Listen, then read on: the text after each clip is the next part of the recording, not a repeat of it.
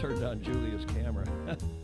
Julia's over there trying to get the sound turned off over on her machine. You got that off, Julia? It's still on over there. Take your headphones off so you can hear what's going on. Hello, everybody. Good afternoon. Welcome to another Tuesdays with TFE here on. We've got our regular weekly yacht racing news and views show from San Francisco's lovely Marina District, the Beach Street Yacht Club. Thank you for joining us for yet another show. This is the show for 6 March 2018. How time flies. Almost a year since we put up Sailing Illustrated last May, just before the America's Cup. And we're already on live show number 76.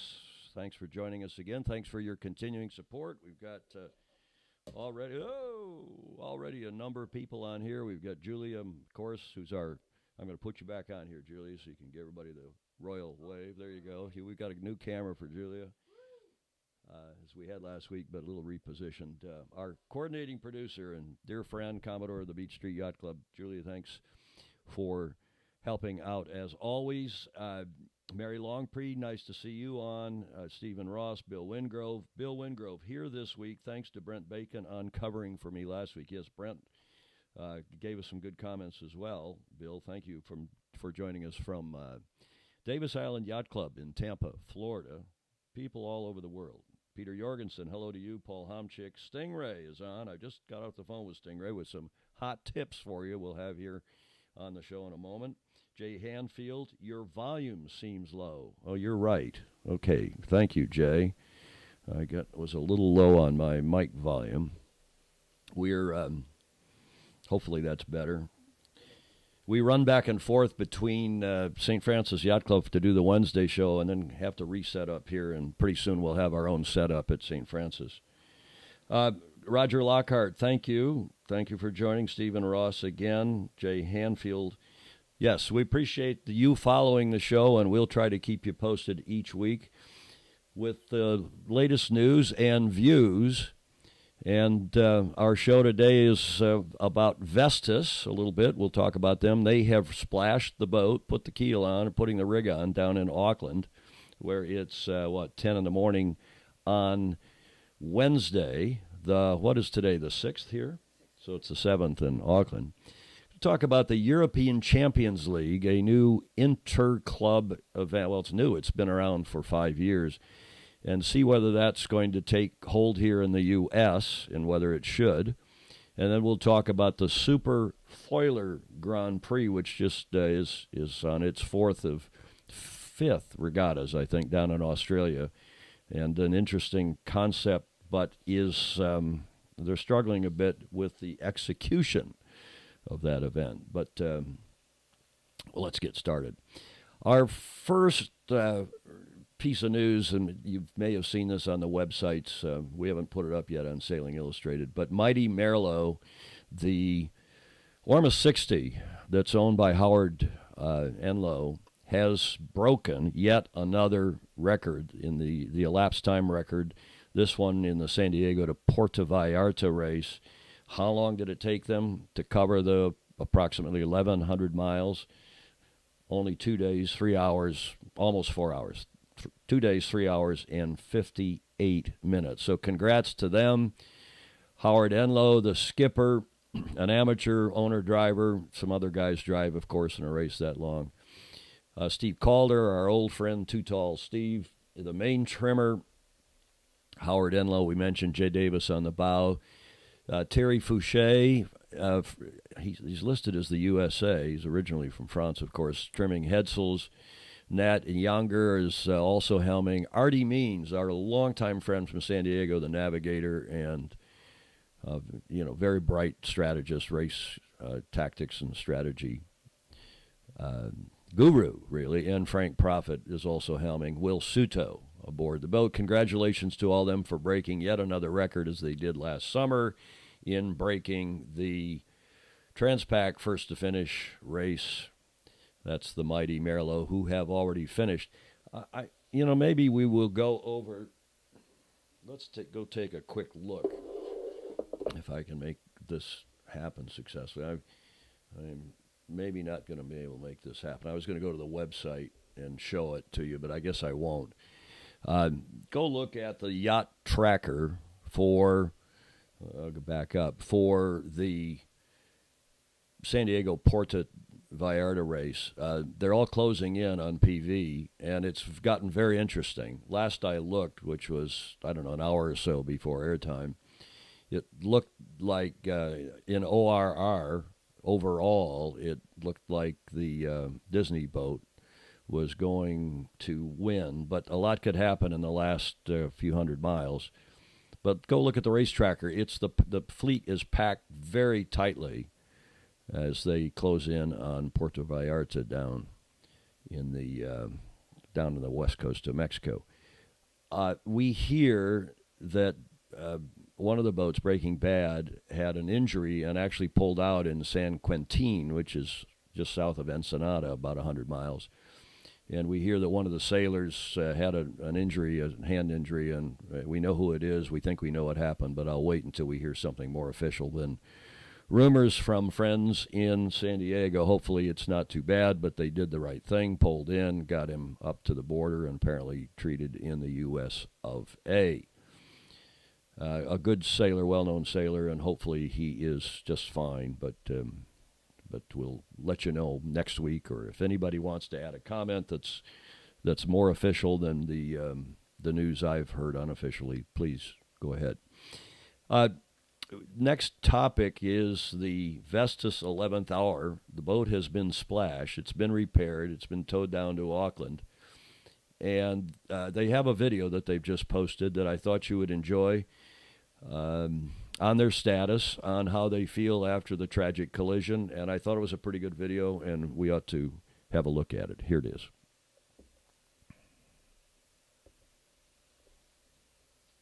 An amazing effort by all involved to get the boat here in the water that you see behind us. I mean, coordination between our short team, the boatyard, all the suppliers, the stakeholders, and just a month ago we said we'd be on the water, this day, this time, and everybody stuck to the schedule. It's pretty amazing. So the boat literally just went back in the water up at YDL in Hobsonville, floated down the river here to the viaduct. We got to haul it out right now, put it on its keel, put the rig in, put it through its paces, but we were able to do most of our regular refit and maintenance work up at YDL, so that's very good. We're going to be sailing starting the 7th, plenty of time for the import race, a little bit of training by ourselves, and then, on-time leg start on the 18th, so all in pretty good shape. After spending some time at home, I think everybody was looking forward to getting back here and getting back to it, but with heavy hearts and not really knowing what that was going to feel like. And now that we've been here for a while and the boat is in the water, I think, I personally am just really excited to get back to it.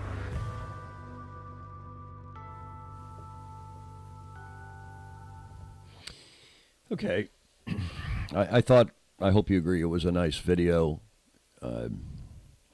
Nothing to write home about, but nice to see Charlie Enright, Mark Towell, our friends here from the USA. It's Vestas 11th Hour Racing is ostensibly the USA entry. It's co-flagged USA and Denmark. And as we're looking here at the standings, they took it on the chin, having did not start, scored DNS on this last leg from Hong Kong down to Auckland. But they're still in the hunt. They could. This next leg is a double points leg over Itajaí, the Brazilian port over on the east coast of Brazil. So they go around the Cape, and that leg starts. Leg 7 starts, I believe, on the 12th of March. So they've got another week. Today it's the 7th, so they've got another almost week before they start in Auckland. Matt Frey, of course, still leading the Spanish team and the odds-on favorite. And we'll see if Blair Tuke, who is on that boat, Blair, of course, one of the winning crew members with Emirates Team New Zealand in the last Cup, and also a gold medal Olympic winner with his partner Pete Burling in the Rio 2016 games in the 49er. And Pete is on Team Brunel down there in 6th place, and doesn't look like they're going to win, but Mapfre is still the odds-on favorite, in my humble opinion, and that of many other keen observers. And if they do, then, as we've said and written about rather at length, the Triple Crown, which is, at least I call it, I've been calling it that for some years, that is winning the America's Cup, winning a gold medal, and winning the Volvo, the three big events in our sport, or team events anyway. The Triple Crown would, for the first time, go to a sailor, and in this case, Blair Tuke of Emirates Team New Zealand of Kiwi fame. We like always to mention John Kostecki, J.K., here from the Bay Area. John won what Betsy Altman Barrett calls the trifecta, and I suppose she's right. John won he won the 1980, or he was second in the Soling class in 1988, a silver medal in Busan in Korea, and then won the America's Cup with us in both 2010 and 2013, was with our team. He was on the boat in 2010. He was on the boat for part of 2013. And then he's also won the Volvo, the Around the World race, back in, gosh, I can't remember what years he won with the German team. But he didn't win that gold medal in the Olympics, so people argue that he's not the true Triple Crown winner, that if Blair Tuke does win it aboard Mapfre, who are standing first place after 6 legs, 5 to go, he would be the correct person. So that's the Volvo leaderboard as it stands at the end of leg 6, at the end of Auckland, the run to Auckland from Hong Kong, and they will start in a week's time, as we mentioned. Okay, now this next topic is interesting. I've been following it, not closely, but it's starting now after 5 years to get a lot of traction. My good friend Bernie Stegmeyer, who was a colleague on the council of IYRU and ISAF before it became World Sailing, he and I have both since retired from as a volunteer role in that group. But Bernie was one of the leading lights back in the 90s, actually convinced Paul Henderson and the rest of us to get sailing on the internet, get on a website, get on CompuServe, get email going, and we were one of the early adopters of any of the sports. Paul Henderson wrote a check out of his own pocket, $75,000, if my memory serves, to get the thing going. And Bernie is in Switzerland. He's a past president of the Swiss Yachting Federation and commodore of this and that. But he's drawn this again to my attention in recent days, the so-called Sailing Champions League. And I'm going to back that title off, that lower third. And what it is, of course, is I don't know how many countries it is. We'll count them up here. 1, 2, 3, 4, 5, 6, 7, 8, 9, 10, 11, 12, 13, 14, 15, 16, 17 countries, I think it is now, around Europe. Spain is not in yet, but they're getting organized. Greece is not in yet, but they're getting organized, or so I'm saying. And the way it works is they have 2 semifinals coming up. This is the 5th year that this has been going on. And they have, these 17 countries have national championships. And I like it because it's inter-club. Each club puts in a team or two. Sailors can be pros or amateurs, but they have to be from that club. So it's truly club versus club. Therefore, the clubs follow it. There's also some the national component, because then the club wins the national sailing leagues, of which each of these countries now has one. The winner advances to the 2 different semifinals, and they draw them by, I'll go back in so you can see the details. They draw them by lottery to see who gets to go to which semifinal. And then some number of the winners, 2 clubs from each league, go forward. And then the semifinals are, I don't know how many clubs, go forward to each semifinal, and then the winners of those, a couple of the semifinalists go forward to the finals at the top. So I don't know exactly, as you can tell, I don't exactly know how it works. I am going to start following it. I'll be curious to see what you think and whether this is a good idea, because there is an outfit here in the USA that has pursued a similar National Champions League, and I'll come back to that in a moment. But take a look at this video. It's just a quick video, and give my froggy voice, I've got a bit of a cold, sorry, my froggy voice a rest and look at this video just out from the Sailing Champions League for 2018, previewing their 2018 season.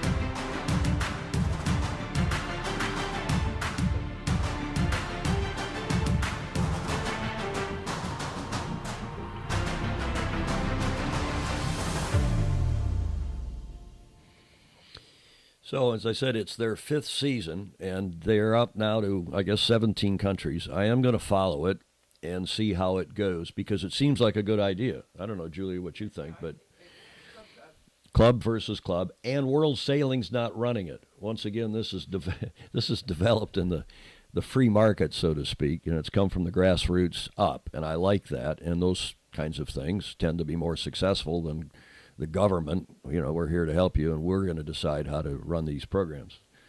And often the marketplace is smarter than the government, as those of us who are libertarian free marketeers, right, Julia?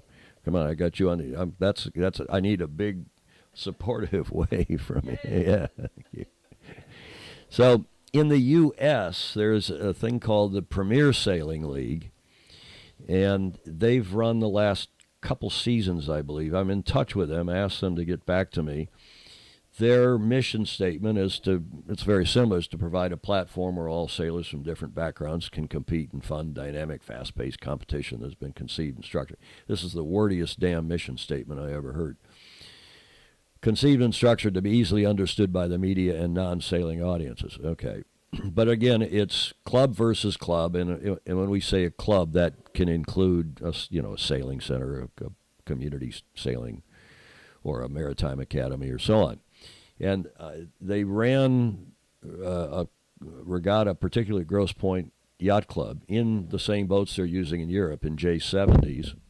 But I went on their website again earlier today to see if there's nothing about 2018. The last article was in November of 2016. Sail World it ran a piece about a thing Wally Cross has developed with movable buoys. They've got GPS self positioning buoys for this sailing league, which is a good idea. So if you're sailing in shifty conditions and you're trying to reset the course and run a lot of races in a short period of time, it's good stuff, but they're expensive and not entirely reliable, but it's a good start. So I'm in touch, or trying to get in touch with these guys that are running the Premier Sailing League to see what their plans, if any, are for 2018, because it's working in Europe, and maybe this is something that would work in the 50 United States and Canada. How many provinces in Canada, Julia? 7, 8, 10? 11? I don't know. Somebody will tell us in the comments. And I think it's an interesting concept. And we'll see if it works, and we'll follow in Europe and see how that goes again this year in its 5th year. Are there some comments? Julius, let me get my iPad here and we'll have a look. Oh, we got a lot of people on here, too. Thank you, all of you, for joining us again. Most people watch and replay in the evening. I hear from many of you saying, yeah, I sometimes listen to it in the car. I hope you're not putting it on your phone and watching it in your car like some of us do. Not Julia, but I sometimes drive around town with CNN or Fox News or whatever on. Yes, sometimes Fox News. Sean Har is watching. Sean, I don't remember you from the past, but thank you for joining us. Tell us where you're from. John Turgliato. John, I've just gotten to know as a Facebook friend here in the last little bit, talking about junior sailing, and we had dinner the other night at St. Francis. John, let me stop and talk about this junior stuff for a moment. before we come, I digress. I'll come back to the Premier Sailing League. But apropos Kimball Livingston's talk at the Wednesday yachting luncheon at St. Francis, 2 weeks from tomorrow, 2 weeks ago, tomorrow, a lot has happened. It's spawned a discussion among a lot of people up and down, at least the West Coast, and I know even some of you on the East Coast of this country are talking about it. And Kimball's theme was, we've got to rethink our junior sailing program here at St. Francis Yacht Club because the kids are burned out. Coaches don't think we need to have high school sailing both in the fall and the spring. They cut back to just the fall, and there's been a lot of discussion since. Some people thought that Kimball took a crack at my old friend Segerblum, Mike Segerblum, who runs high school sailing, at least here on the West Coast, and I didn't see it or hear it that way at all. Mike's like a brother. We've been dear friends for a long time, and I think Kimball was just making the point that Southern California, where they sail year-round and where Mike runs, at least currently does, has an outsized influence on what goes on up here in the Bay Area, for better or worse. But the point of all this is that, John, you and Turgliato and the Petersons, we had Denise Peterson and young Jeffrey Peterson happened to be here at a high school regatta that weekend, the following weekend, as were the McDonalds, Peter McDonald and Dion McDonald. Dion, of course, the daughter, not the granddaughter, the daughter of the late, great Bill Ficker, Newport Harbor Yacht Club. And everyone was talking about Kimball's discussion about maybe we're overdoing it with too much high school sailing and we ought to do some other things and maybe less of it. And as a result of that, and couple other themes. One is that they ought to get kids out on race committee boats and make kind of a what they call it, a civics lesson, make a contribution to the club. And the other point was that kids need to get, and I make this point often, and others now are, kids should not be siloed, in my humble opinion, not so humble opinion, should not be siloed into Opties and, well, a little bit in lasers, but Opties, 420s, and FJs. And a lot of kids don't like to sail alone. A lot of kids, in fact, perhaps most kids who are never going to go on to high school or college or pro sailing, are going to be recreational sailors. They want to sail with their friends, which is what most of us want to do. You want to go out, sail an hour or so, come back in and have a beer and a hamburger at the club with your friends. Well, that discussion is ongoing, and there's some breaking news coming out of Southern California because at least the Peter McDonald and a couple other friends of mine from down there are working on a big boat program, and I don't want to say more than that, but it's very good news. And my experience is that getting kids into other boats at an early age is good for the sport, good for their enjoyment and understanding of the sport. And John, stay tuned, because I think you're going to hear from Patrick Lieber and Peter McDonald and maybe I can't remember who else is involved, but you'll be hearing from them. Matty Rosenberg, hello. Jack Bush, Felix Wilding from Hamburg, I think. Where are you from, Felix? You're from Deutschland, anyway, from Germany. Welcome. Weidling, I think I pronounced that properly with my 8 years of living in Germany and still not speaking German very well. Ken Davern, Chris Wilson, Alan McGarry from up in Toronto. We're going to get Alan on the show. He's the head of the Canada's Cup Committee for Royal Canadian Yacht Club. Ken Sabin, Marcos Weinstein from down in Newport Beach, Clancy Solway. Clancy, I don't remember your name. You've probably been on before. Tell us where you're from, if you would, please. Mason Sheen, is it more like the G-Way? Okay, so Mason is coming back to bringing us back to the PSL and to the this European Champions League concept. Is it more like the GYA Challenge Cup, which I think is isn't that the Lipton Cup? The GYA has this is Gulf Yachting Association from New Orleans, to St. Pete? Almost to St. Pete anyway. Has for years all gathered, I think on Labor Day weekend, at one of the clubs. They all trailer, they're Flying Scots, or used to. Now they've got another class. And they have at it in an inter-club competition that is famously popular, fun. The people from the various clubs come and cheer their clubs on. It's a lot of fun. Not unlike what's done here on the Bay with the San Francisco Cup between St. Francis and San Francisco Yacht Club every summer. And that involves juniors and women, and I can't remember now what the different groups are, and all scored together. And not unlike the Lipton Cup here on the West Coast that San Diego Yacht Club now hosts annually in the fall and October, and is an inter-club competition. And also quite similar to, not unlike what New York Yacht Club is doing with their Invitational Cup, which is going very strong, and with the advent of the IC37s, the Invitational Cup 37s. That's, I think, fantastic news. And Alan McGarry, who's on, is going to use the IC37s. They've announced up at Royal Canadian Yacht Club they're going to use them in a future edition of the Canada's Cup, the match racing event. It's been going on for, 80, 90 years? Been going on for a long time in the Great Lakes. So, yes, Mason, I think this inter-club stuff is great for the sport. I'd like to see it progress here in the USA, and the GYA model, the New York Yacht Club model on an international and invitational basis, the Lipton Cup here on the West Coast, they all work. They're popular events. And maybe we need to broaden that so that my little club in Michigan can have a runoff in the upper Great Lakes area and go off and race in the National Sailing League against a couple clubs from the PNW and a couple clubs from Southern California and a couple clubs from the GYA and whomever else. Good stuff. Britt Taylor saying hi to Phil Friedman down in San Diego, longtime friend. Jay Hanfield, apropos all of this, saying it would be great to see that here. New England, Mid-Atlantic, Southeast, Midwest, Northwest, Southwest, sailing in San Diego, Miami, Chesapeake, Newport, Chicago, and either San Fran or Seattle. Let's get this going. Okay, you agree. Thanks, Jay Hanfield. Thank you very much. Phil Lawrence is watching. Phil Lawrence is this the famous Phil Lawrence who is the race director for the Volvo? If so, welcome, Phil. We've done a little segment on the Volvo already, if you're with us for that.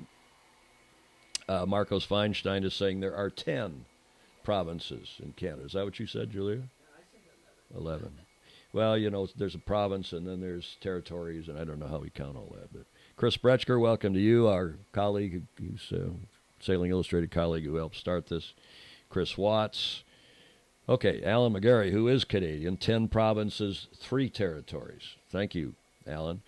And maybe when we get Alan on here, maybe he can all give us a curling lesson. Of course, we'll all forget about curling now for 4 years until the Winter Olympics, but I found it fascinating. I got into it. Alan, I'm going to make an apology here. I thought curling was scored like shuffleboard. I thought if you got a rock, a stone, on the button, the center, I've learned to call it a button, on the center, dot, the bullseye, I thought you got more points, and if you were in the red, you got less, and if you were in the white or the blue, whatever the outer concentric circles are, you got fewer points, and you added the points up for your rocks in the house, as you call it, and that's not at all true. And I've asked a whole lot of people since, do you know how they score curling? And only one person, the late chairman, or the recent chairman just stepped down Robin Driscoll at St. Francis. He was the only one, and he's not Canadian, but he's just a bright guy, and he knew how it was scored. And it has nothing to do with, like shuffleboard, getting it in the 1 or the 3 or the 5 or the 10 spots. It's about who has the closest stone to the button, to the bullseye. And that team scores 1 point. And if you have more stones closer to the button than your opposition, you score additional points than any of your opposition stones. So, but it doesn't matter where, as long as it's closer to the button than your opponent's stone. So that was a revelation for me. I got on, learned a lot about it, drafted an article, and never finished it up and put it on. The Winter Olympics ended, and it's yesterday's love. Sorry for the digression. But, Alan, when you come on, we're going to talk curling, too, because it's a famously popular sport for the television crowd watching the Winter Olympics. And, you know, my wife's Canadian. My wife's mother, you know, in Montreal, the late, great Geraldine, they went to the curling club every Friday night, the way we go to the yacht club every Monday night. And sometimes Tuesday and Wednesday, too, Julie. Right? Huh? You're on the camera here, huh? So, Alan McGurry, 122 years. What's that? The Canada's Cup? 122 years?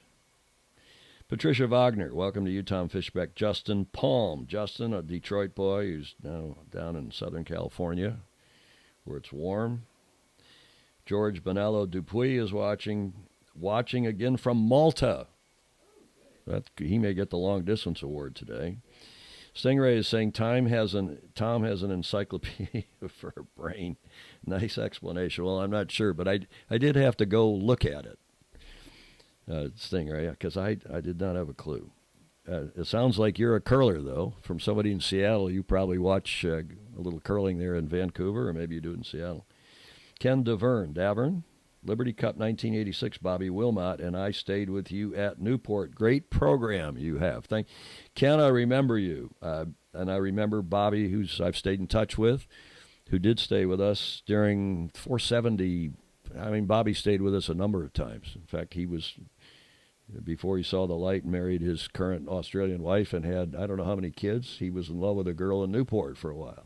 But I think he pranced around in Newport in a red Speedo, and I think that, you know, these Aussies, he could, yeah, that's right. Alan McGarry is saying 1896 was the first Canada's Cup, so that is 11 years, 112 years. Is that right? Chris Watts, also, I am a Canadian. Well, I guess we have a lot of Canadians on here. Have I missed anybody, Julie? We've got a lot of people on live. Thank you all for joining us. It's nice to have you on with us for our weekly Tuesdays with TFE. And let's carry on here. We'll see. I hope, it sounds like there's some enthusiasm for this. I'm going to check in with these guys, see if we can get one of them on, see what's going on in 2018. Seems to me that it ought to be a joint Canadian-American, maybe Bermuda, maybe Mexico, all ought to have a North American, and maybe Canada wants to do their own thing, but some kind of a similar to the European. You know, there's 50 states. I don't think we'd have 50 states, but we might have, 15 states put in teams, and maybe state by state's fun. Maybe it's not at all. Maybe it's just regional. I don't know. Well, there's some wineries in Michigan, too, but they're not very... I'm going to put a mic on you next time. Julia makes clever comments, but I don't think you can... She said there's wineries in every state, but that doesn't mean we ought to have competition between the wineries. There's wineries in Rhode Island, too. Every state. Okay, moving on. Who is this gentleman, and what's the news about him? Well, many of you probably know this is Gilberto Nobili Gilo, as he's better known. In fact, he's really known as the Nerd Grinder. He's a big, strong guy, terrific guy, very bright, and he was on our electronics team for a couple cups. He'd go out and grind all day, and then that was his day job. Then he'd come in and work in the electronics lab with Ian Burns and Fresh and co. the rest of the night and come in early and work on the electronics, because that's his passion and forte, as well as being a big, strong guy who's a great sailor. Gilo has joined Luna Rossa, and that was announced a few days ago on the 28th, the last day of February, and that he's joining Team Luna Rossa with the double role of operations manager and crew member. So he's not only just the electronics guy, he's also not going to be their ops manager. And he's won the last 3 editions of the Cup. Think about that. He was with us, with Oracle in 2010 and 2013, and then was with ETNZ in 2017. He having gone to Luna Rossa pulled out of the last Cup, as you know, in disappointment with the format and some of the rules and rules changes. So he was seconded by Luna Rossa to ETNZ and helped them with their short team. So this is now his 6th Cup campaign. He's won the last 3 in a row, and he has rejoined, I should say, Luna Rossa as their ops manager as well as a likely sailing team member. He, of course, races in the usual events, the TP52s, the Maxis, the Extreme 40s, and has sailed in a starboat as a crew. Good star crew. So he's a top-notch guy on and off the water. I got to know him, reasonably well in our 2 campaigns that we did together, 2010, 2013. And this is a big, I think, good news and big news. Stingray told me before we went to air that there's some other announcements that he's seen. I haven't seen anything official on the Luna Rossa website. And I asked Stingray if he knew about this gentleman, and he said no. Stingray is one of the best researchers in the sport. He's in the Sailing Anarchy forums and others. Has great search engines that I think compare favorably with mine, if not even better. Because when something appears in any language about the America's Cup anywhere in the world, Johan is his first name. I won't tell you his full name, but he tries to operate below the radar. And he's often on here as well. But this gentleman, I'm sure you all know who he is, Jimmy Spithill, was recently seen in the airport at Cagliari. Cagliari is the town in southern Sardinia where the Luna Rossa team is located, is based. Cagliari. It looks like Cagliari to Anglos, but it's pronounced Cagliari, or almost a correct pronunciation, Cagliari, which is there's 3 big towns on Sardinia, and it's the town down in the south, nice sailing center, port, fishing town, and I've been there a couple times. But Jimmy was seen in the airport and in and around Cagliari because I am reliably informed that he is, in fact, headed to Luna Rossa for the next America's Cup. It's probably not a surprise with Larry apparently out of the action. And still, I keep hearing he's preparing this 50-footer circuit using the AC-50s in some kind of a series of events, rumored still to be Bermuda, Chicago, and ultimately San Francisco during Oracle Open World in October. Maybe this year yet. One hears they are working away down at Core Builders, at the Core Composites in New Zealand, on one designing and simplifying the boats, the AC-50s, for such a circuit. But Jimmy is supposedly, so I hear, and I believe it, because he was with Luna Rossa before. Remember, he steered Luna Rossa in the 2007 Cup, beat us, that is Oracle Team USA, in the semifinals, and got himself to the finals against Emirates Team New Zealand. Were they Emirates then, or was it just Team New Zealand? I can't remember. I think it was Emirates Team New Zealand. But against the Kiwis, lost, and then the Kiwis went on and had a spirited challenge in 2007 with, obviously, with Alinghi, those of you who follow the America's Cup closely. Lost to Alinghi, and then Jimmy came with us, with Oracle, and was our helmsman skipper in 2010 in the Trimaran. And, of course, we won. He sailed beautifully and beat Alinghi in the 2010 Cup off Valencia, Spain. And then, of course, he drove again for us in 2013. And the big comeback after being down 8-1. And as Bernie Wilson likes to say, Jimmy is as good in the press conference room as he is on the water driving. He is a tough, hard-nosed competitor. And one hears he is headed to Luna Rossa. So a bit of breaking news. I'm not sure in Italy, I think people are assuming it's happening. I think the rest of the world, I haven't seen it reported on any of the websites. Maybe Stingray will confirm here. He told me before we went there he had not seen it. Okay, moving on from the America's Cup, there is this other event we told you about at the top of the show called the SuperFoilers Grand Prix. And many of you saw this picture. This picture which I ran, I'm going to get the lower third out of there. The picture which I ran a couple days ago, I think, on my Facebook page. I don't think I ran it on the website. But I'm going to do a story because this is a development. These SuperFoiler Grand Prix are foiling, or SuperFoilers, sailing in this Australian circuit of, I guess, 5 events. Oops, Jimmy, let's go back here.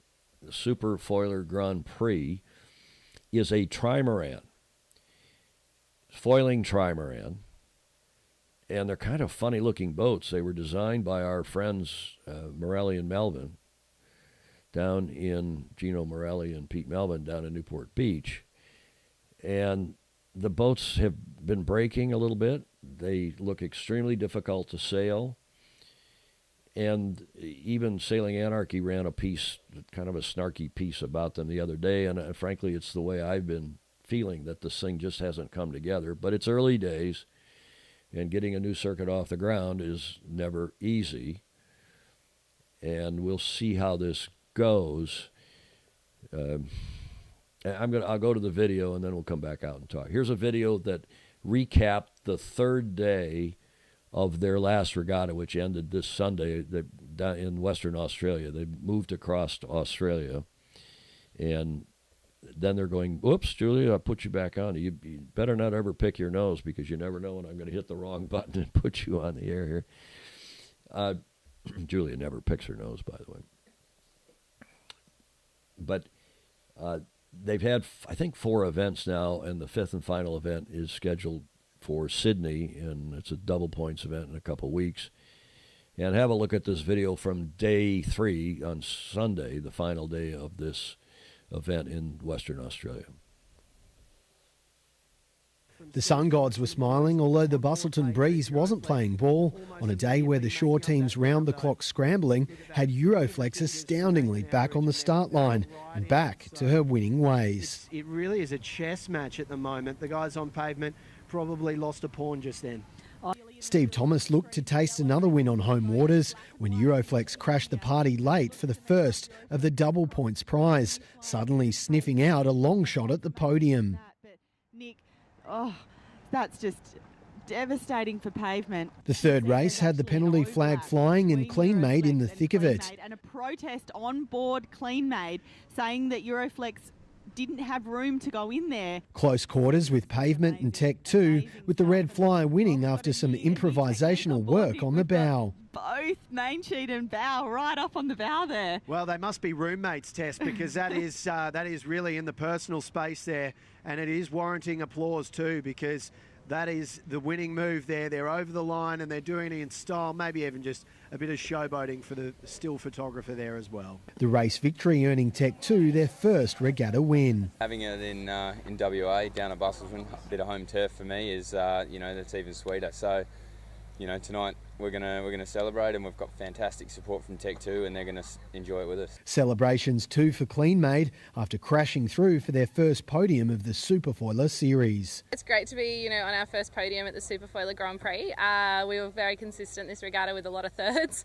Would have loved to have taken one of those race wins that we were close to, but consistency is the key in this game, and we're peaking just at the right time. With a jam-packed leaderboard, the Ben Lexon Trophy all hinges on the outcome of the Express SuperFoiler Grand Final in Sydney.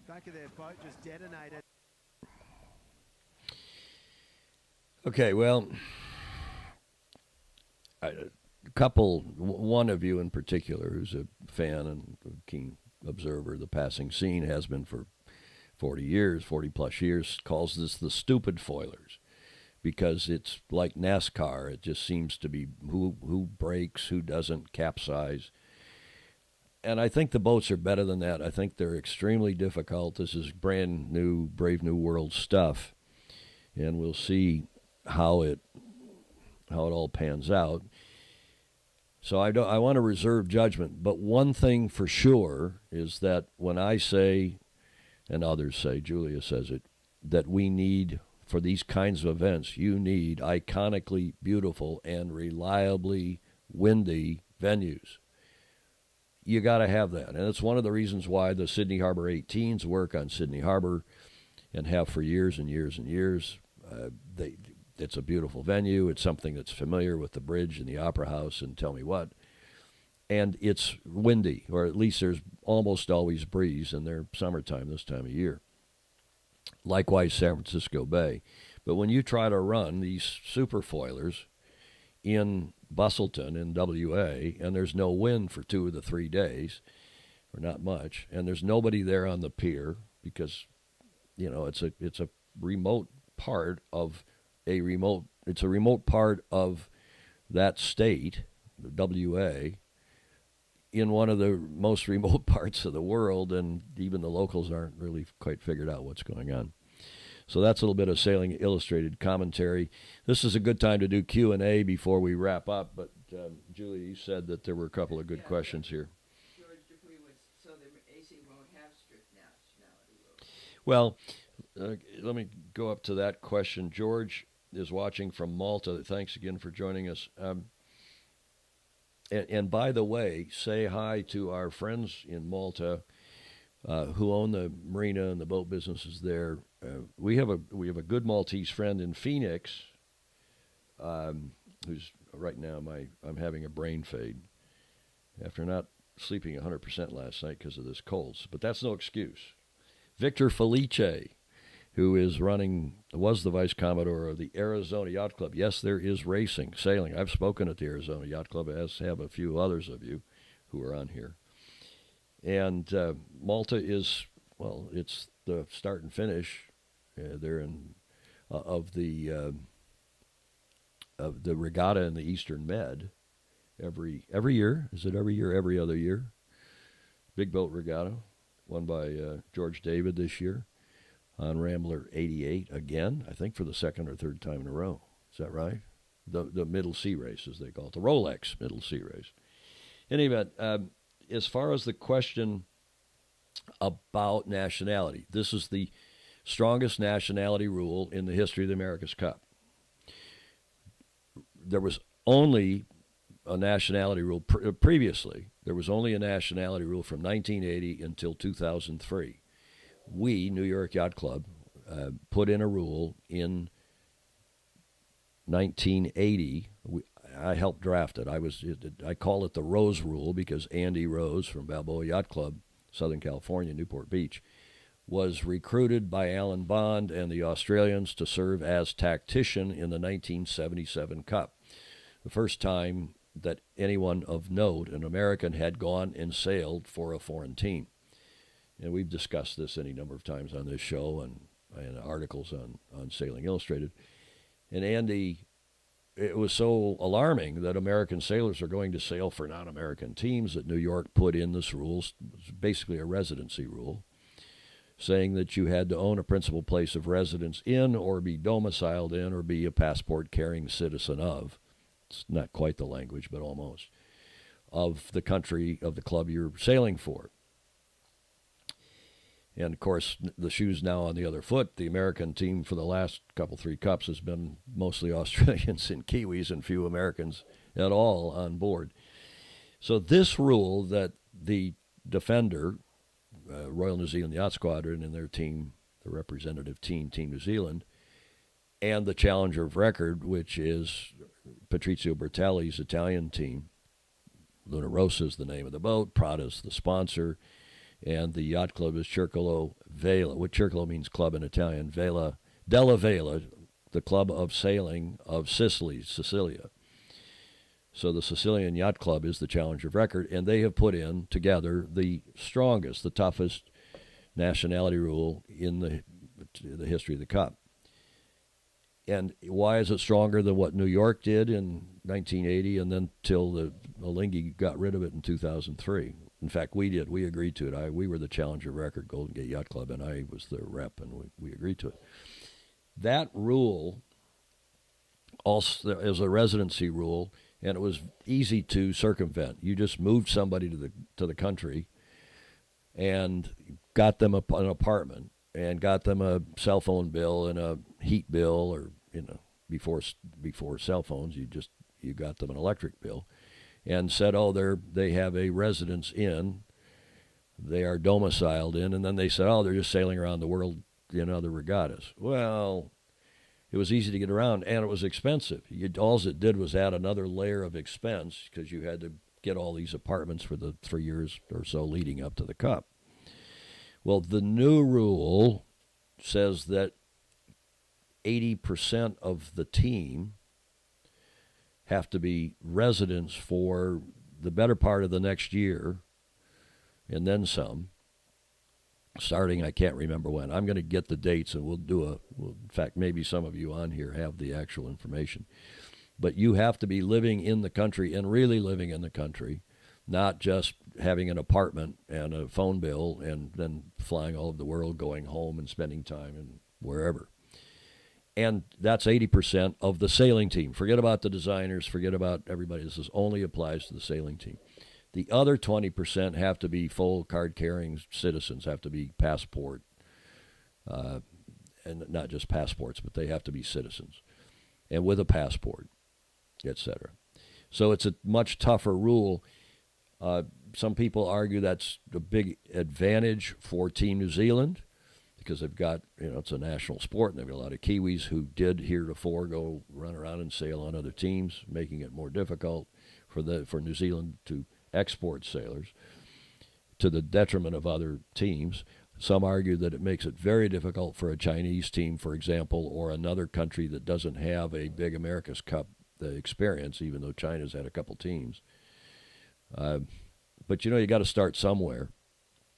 And I think it's a good rule. I'm happy about it. I'm not sure how the rest of you feel, but that is the rule. I'm just looking through the other here's George Dupuis is making a comment about the Rolex Middle Sea race.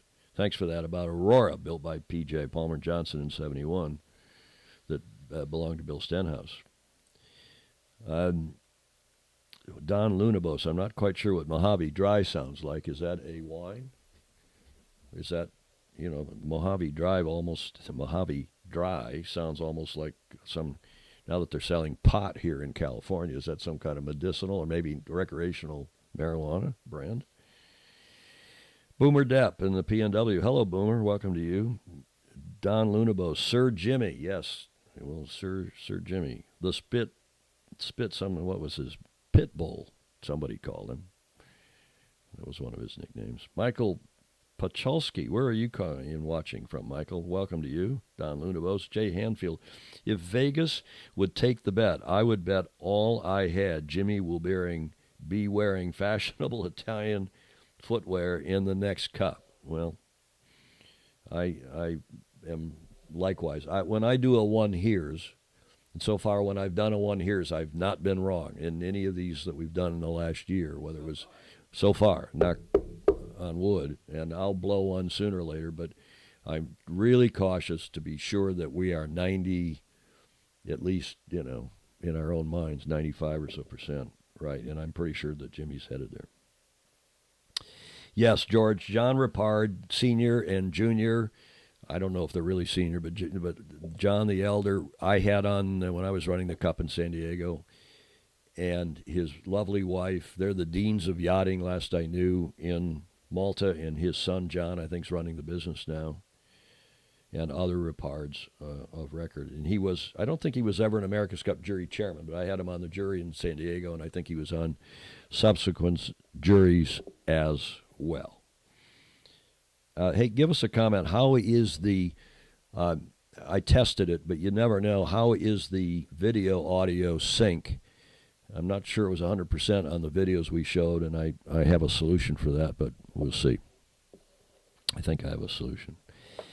Stingray, Glenn Ashby has called the SuperFoilers the closest boat on the planet to what the even more radical AC-75s will be. Interestingly, both his crew and crew members are Artemis and a third Artemis racing sailor. That is interesting. And yes, Glenn Ashby has been sailing aboard the boat that was leading. They won all the races, I think, in the first three events, and then they broke the boat. What's the blue boat's name? It escapes me now in that series. Somebody will have that in the comments, maybe Stingray. But they...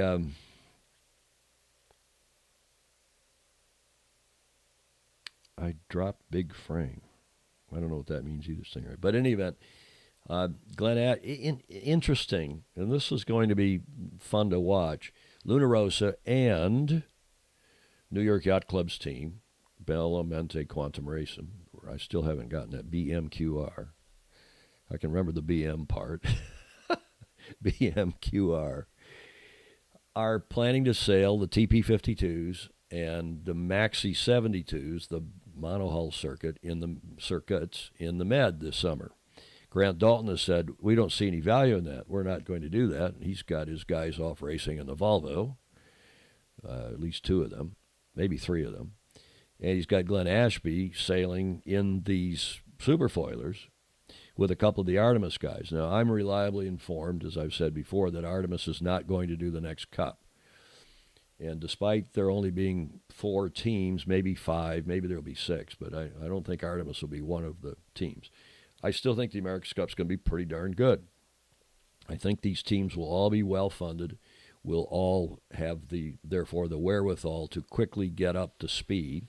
I think the boats are going to be more one design than we think. I'm starting to hear more and more of that coming out of Auckland. And the class rules coming out here now, the teams will have it in a week or so. And they have a couple weeks to privately opine and compare notes and get back before then it is released on March 31st. And Mr. Dalton says he will make that. They will get the rule out. And that's a monumental effort. Stingray says BAR and QR, Bellamente Quantum Racing, BAR and BMQR are missing the boat. I assume you mean, Stingray, by not sailing in the SuperFoilers. Well, we'll see. Don Lunabos says a good rule. I assume you mean the nationality rule. Don Lunabos was saying Mojave Dry is, in fact, a wine. So they must make wine in the Mojave Desert. How do you do that? With lots of irrigation, I guess. Lots of water from Northern California. Brad Rutnick, hello to you. Why no coverage from the JJs? That's a good question. Riley Gibbs is sailing Howie's boat to top 5 against the Australian New Zealand boats. I should cover that, and I've had a couple others send me pictures. I put one of the pictures up, the one with I should have put it in the show with the red boat. I don't remember their sponsor, with the back end of the boat, the bum, as those of you in the Commonwealth countries would say. Butt, as we would say crudely here in the U.S., the bum of the boat stuck in the water. This is Sydney Harbor 18s. And Riley Gibbs, who is one of our Olympians in the U.S., he has been sailing in the Nacris 17 foiler. In fact, was maybe still is Bora Gulari's training partner, vice versa, and he's doing pretty well. And he's down there sailing one of these boats in the big annual regatta that's going on right now in Sydney in the Sydney Harbor 18s. And you're right, I should cover that, and I will give some coverage to that because it's a good event, it's a fun event. But I try to stick to stuff that's international because, as I've said before, a third of our audience is European, a third of our audience is in the U.S., and a third is Antipodean, is Australia and New Zealand. So we probably should give some love to that just because it is such a popular and long-term event, the Sydney Harbor 18s. In Sydney Harbor, obviously. Rosette. George, you're reminding me that Rosette is John's wife. John's wife's name. What a dear heart. The two of them, just two of the nicest people in the sport. And do give them my regards. If you see John Ripard or Rosette or young John, I hope they're all still around. I haven't seen John and Rosette in a long time. Okay, thanks, Don. Yeah, I think our audio and video, we try each week to improve technically one aspect of the show, and you're going to see a big improvement coming up here in next week's show because we have an Amazon box, don't we, out on that's already been received today that Julia's organized for us, and we'll be using it tomorrow in the St. Francis show, and maybe even this weekend, where there's a little show that Chris Bretschker and I are going to be involved in with Tyler Wolk this weekend down at the LA Yacht Club. So we'll keep you. It's not 100%, but it looks like we're doing it, and we'll keep you posted. Rick Hayes, the audio-video sync seems perfect. You are constantly dropping frames. Well, Stingray, you better check your internet connection because I'm I should hold my computer up. I've got a display that shows what our stream rate is. We're streaming at 4,000 kilobits, which is the fastest that Facebook, thanks Julia, will take. We've been live for an hour and 2 minutes now, and we have dropped exactly 0 frames. And we're streaming at 30 frames a second. That's network television streaming, and we have dropped 0 frames. So there's something somewhere else, and I'm watching it here on the iPad, and Julie is also monitoring it. And Chris Bretschker says, "What's in your ear?" What's in my ear? Well, since I'm a bit of a one-arm paper hanger here, Chris, that is monitoring the audio coming off the OBS feed, the software that's streaming this to Facebook, so that I can be sure. I mean, if I turn my mic down, I better turn my mic back up, so it's a fail-safe to be sure that I'm listening to that audio. I'm not getting cues from anybody, at least not that I know of. I am getting cues from Julia, who is standing by and watching the feed and giving me cues. Richard Gladwell was going to come on with us today. Thank you, Richard, but he filed a story late last night. I'm going to write a story about his story and some of the developments in Auckland, both with the Volvo and the America's Cup. Very interesting stuff. Richard, a longtime friend, and the dean of the yachting journalists now. I mean, Peter Montgomery is still around, but Richard really doing a good job in New Zealand, and as the New Zealand editor of sail-world.com. John Fraser, welcome to you. 89. He's 89 tomorrow. You're talking about John Rapartigan. Thank you. Oh, Stingray is saying, just kidding, you're not dropping frames, you're dropping scoops.